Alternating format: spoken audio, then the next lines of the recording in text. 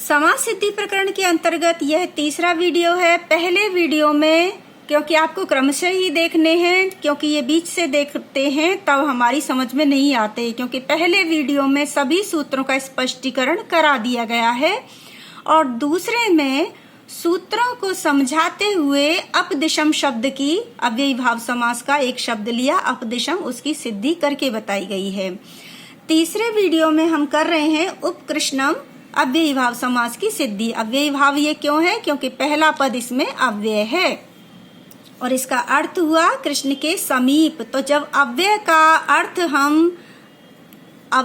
अर्थ विभक्ति के अर्थ में, समीप के अर्थ में, समृद्धि के अर्थ में, विनाश के, अभाव के इत्यादि, ये पूरा सूत्र है जिसको इतना इंगित करके लिखा गया है। अव्यय विभक्ति समीप समृद्धि, इस सूत्र से इसकी अव्ययी भाव संज्ञा हुई, अतः ये अव्ययी भाव समास हुआ।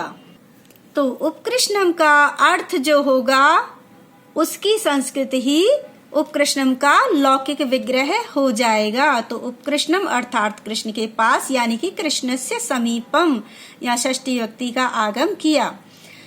कृष्ण से समीपम इस लौकिक विग्रह से अव्यय विभक्ति समीप समृद्धि, क्योंकि हमने यहाँ उप का अर्थ समीप लिया है, अतः अव्यय विभक्ति समीप समृद्धि इस सूत्र से उपकृष्णम की अव्ययी भाव समास हो गया। तो अव्ययी भाव समास संज्ञा होने के बाद कृद्दत, अब क्या है? ये समास है, इसको हमने क्या कह दिया? ये अव्ययी भाव समास है। क्यों है? क्योंकि यहाँ पे पहला पद जो अव्यय है उसकी अव्यय विभक्ति समीप समृद्धि, इन अर्थों में जब अव्यय गिरते हैं, विभक्ति समीप समृद्धि व्यर्धी आदि के अर्थ में, तो वो अव्ययी भाव समास कहलाता है वो पद। अतः इस सूत्र के कारण उपकृष्णम की अव्ययी भाव समास संज्ञा हो गई। अव्ययी भाव समास संज्ञा होने के बाद उपकृष्णम को कृत समासश्च सूत्र से प्रातिपदिक संज्ञा कर दी। कृत, क्योंकि बिना प्रातिपदिक संज्ञा हुए तो सिद्ध होंगे ही नहीं, ये पद ही नहीं बनेंगे। तो अतः कृत समासश्च सूत्र से उपकृष्णम की प्रातिपदिक संज्ञा हुई।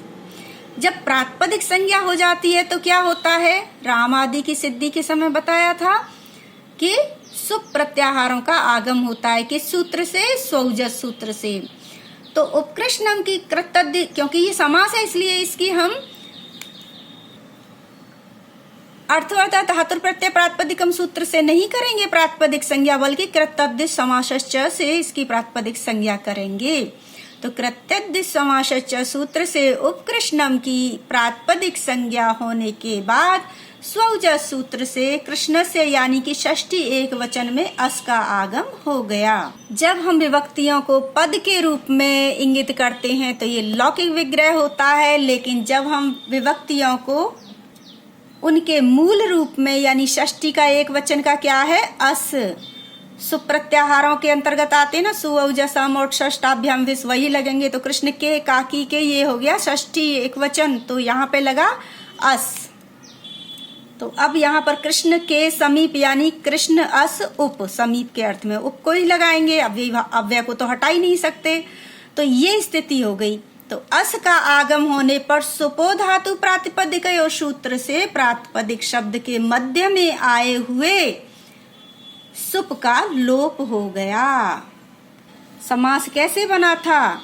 यही तो बता रहे, कैसे सिद्ध हुआ था कि उपकृष्णम की हमने की थी प्रातिपदिक संज्ञा, और प्रातिपदिक संज्ञा होने के बाद जो उसका अर्थ था वो था कृष्ण से समीपम, अर्थात कृष्ण अस। तो स्वौजस से उसका आगम होगा, क्योंकि प्रातिपदिक शब्द है, तो आगम होने पर कृष्ण अस उप हो गई स्थिति।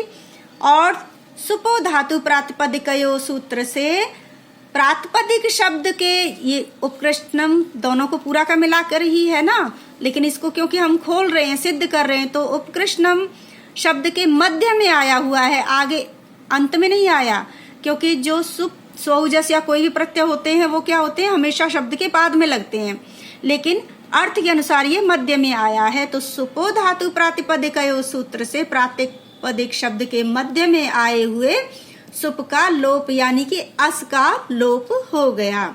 स्थिति क्या हो गई? कृष्ण प्लस लगाओ या मत लगाओ, अलग अलग भी लिख सकते हैं, कृष्ण उप।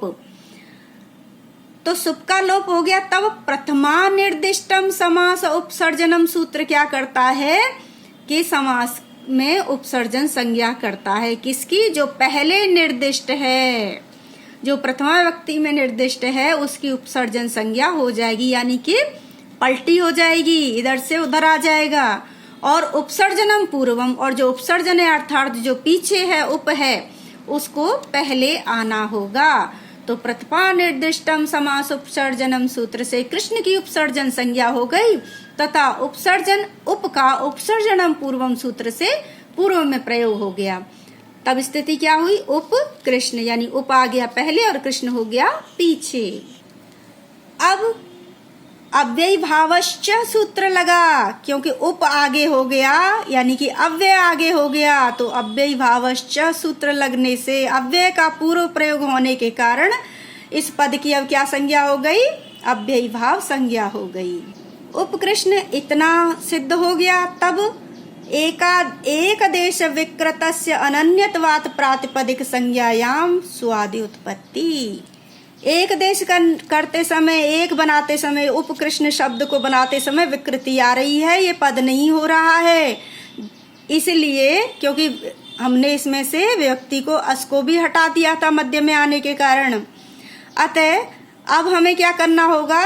इस सूत्र से स्वादि की पुनः उत्पत्ति करनी होगी, और वो कहाँ करनी होगी? इन दोनों को मिलाएंगे और पीछे करेंगे, तो यहाँ हो जाएगी सु की उत्पत्ति। किससे? एक देश विकृतस्य अनन्यत्वात् प्रातिपदिक संज्ञायाम स्वादि उत्पत्ति।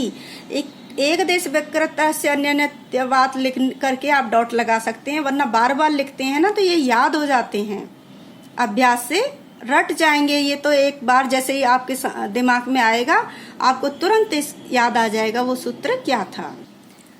अब एक देश विकृतस्य अनन्यत्वात् प्रातिपदिक संज्ञायाम स्वादि उत्पत्ति से क्या हुआ? सु का आगम हो गया, तो उप कृष्ण सु। इस स्थिति में अव्ययादाप सुप अर्थात अव्यय भाव समास में या आवंत से परे यदि सु आ जाता है तो उसका लोप हो जाता है, किंतु सु का लोप हो जाता है, किंतु नाव्यय भावात अत अम अपंचम्या, तो यानी किंतु अव्यय भाव समास में अत से परे यदि सु आता है पंचमी विभक्ति को छोड़कर तो उसका अम आदेश हो जाता है। तो यहाँ सु के स्थान पर अम हो गया, तो सु का लोप नहीं करेंगे। अन्य जहां भी कोई अजंत नहीं होगा यानी कि अंत वाला अव्यय भाव समास नहीं होगा, वहां पर हम सु का लोप करेंगे। लेकिन यहाँ अंत वाला है तो पंचमी विभक्ति को छोड़कर सभी जगह पर जब सु आएगा तो उसका लोप नहीं होगा, बल्कि उसको अम आदेश हो जाएगा। तो यहाँ कृष्ण अम हो गया।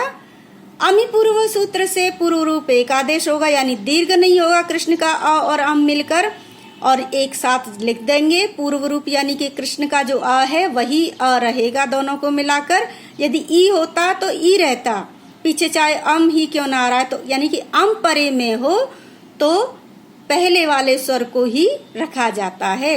अतः उपकृष्णम ये सिद्ध हो गया। पुनः एक बार अभ्यास कीजिए। उपकृष्णम शब्द को कर रहे हैं, उपकृष्णम सिद्ध हुआ है ना, तो ये कैसे सिद्ध हुआ है? हमारे पास एक शब्द आया है कृष्णस्य समीपम, अर्थात कृष्ण के समीप। तो इस ये लौकिक विग्रह है उस शब्द का, उपकृष्णम का, और कृष्णस्य समीपम से हम उपकृष्णम बनाएंगे। कैसे बनाएंगे? तो ये हमारे पास लौकिक है, लौकिक शब्द है। अतः अव्यय विभक्ति समीप समृद्धि, क्योंकि समीप शब्द है यहाँ पर, तो अव्यय विभक्ति समीप समृद्धि, इसका अर्थ अव्यय में आएगा उपकृष्णम, क्योंकि उप अव्यय है। अतः इसका लौकिक विग्रह कृष्ण से समीपम है, और अव्यय विभक्ति समीप समृद्धि इस सूत्र से उपकृष्णम की अव्यय भाव समास संज्ञा हो गई, क्योंकि यहाँ उप का अर्थ हमने समीप अर्थ में लिया है। तो समास संज्ञा होने के बाद कृतद्ध समासश्च सूत्र से उपकृष्णम की प्रातिपदिक संज्ञा हो गई, क्योंकि ये शब्द जो है समास है, ये इसके स्थान पर जो हो रहा है, अगर एक शब्द हम कह रहे हैं तो वो उपकृष्णम बन रहा है। और समास है तो समास की हम अर्थवता धातुर प्रत्यय प्रातिपदिकम सूत्र से नहीं बल्कि कृतद्धित समासश्च सूत्र से प्रातिपदिक संज्ञा करते हैं। प्रातिपदिक संज्ञा होने के कारण स्वउजस से प्रत्ययों का आगम हो जाएगा, सुऔजसाम और षष्ठ का। तब षष्ठी विभक्ति कृष्णस्य के में जो आई है षष्ठी एक वचन, वो क्या है? अस। तो अस का आगम हो जाएगा। स्थिति हो गई कृष्ण अस उप। तो अस का आगम होने से सुपो धातु प्रातिपदिक सूत्र से प्रातिपदिक शब्द के मध्य आए हुए सुप का लोप हो जाएगा। तो प्रातिपदिक शब्द इन दोनों को मिलने से बन रहा था, समास का था ना, समास प्रातिपदिक शब्द है तो बीच में अस आया है, अतः सुपो धातु प्रातिपदिक सूत्र से मध्य में आए हुए अस का यानी काकी के का लोप करेंगे। क्योंकि समास में यही तो होता है, संक्षिप्त हम कैसे करते हैं, विभक्तियों को हटा देते हैं और शब्दों को समीप ले आते हैं, अंत में विभक्ति लगा देते हैं तो एक शब्द बन जाता है, यानी कि 3-4 शब्दों को मिला के एक बन जाता है, वो समास कहलाता है, यानी समसन हो जाता है, समीप आ जाते हैं। तो अस का सुपो धातु प्रातिपदिक सूत्र से लोप करा और कृष्ण उप हो गया। अब सुप का लोप होने के बाद प्रथमा निर्दिष्टम समास उपसर्जनम, क्योंकि अव्ययी भाव समास है ना, तो अव्ययी भाव समास में क्या होता है, क्योंकि हमने पहले ही इसको सिद्ध कर दिया है अव्यय विभक्ति समीप समृद्धि के कारण यह अव्ययी भाव समास है। और अव्ययी भाव समास में क्या होता है, विभक्ति को सुपो धातु प्रातिपदिकयों से हटने के बाद प्रथमा निर्दिष्टम समास उपसर्जनम सूत्र से जो पहले निर्दिष्ट है प्रथमा विभक्ति का निर्देशन जिसको है, उसकी उपसर्जन संज्ञा हो जाएगी। अतः उपसर्जनम पूर्वम और उप जो है उसका पूर्व प्रयोग हो जाएगा। तो कृष्ण पीछे उप आगे। तथा अव्ययी भावश्च सूत्र से अव्यय का पूर्व प्रयोग होने से अव्ययी भाव संज्ञा अब इसकी हो गई। अब ये अव्ययी भाव समास हो गया क्योंकि अव्यय का पूर्व इसमें प्रयोग कर दिया। पुनः एक देश विकृतस्य अनन्यत्वात् प्रातिपदिक संज्ञायाम स्वाद्युत्पत्ति। अतः एक देश करने पर, एक शब्द बनाने पर विकृति आ रही है, ये सार्थक पद नहीं बन रहा है, इसलिए पुनः इसको अब पद बनाएंगे तो सुआदि यानी स्वउजस की उत्पत्ति इसमें करेंगे तो सु का आगम हो जाएगा, क्योंकि हम इसको प्रथमा एक वचन में ही समास को बताते हैं जब मूल शब्द बनाते हैं। तो जब खोलते हैं तो अनेक कोई भी व्यक्ति और वचन आ सकते हैं, लेकिन समस्त पद जो बनता है वो प्रथमा एक वचन में ही बनता है, अतः सु का आगम हो जाएगा। तो एक देश विकृतस्य अनन्यत्वात् प्रातिपदिक संज्ञायाम सु आदि उत्पत्ति यानी कि सुआदि की उत्पत्ति हो जाएगी। तो स्थिति क्या हो गई, उप कृष्ण सु। इस स्थिति में अप्याया दास आप सुप यानी कि अव्यय से परे या आवंत से परे आए हुए सु का लोप हो जाता है। तो अव्ययी भाव समास में तथा आवंत से परे सु का लोप होता है, किंतु देखिए जहां पर अ अंत नहीं होगा और हमें अम की आवश्यकता नहीं होगी वहां पर हम सु का लोप करेंगे।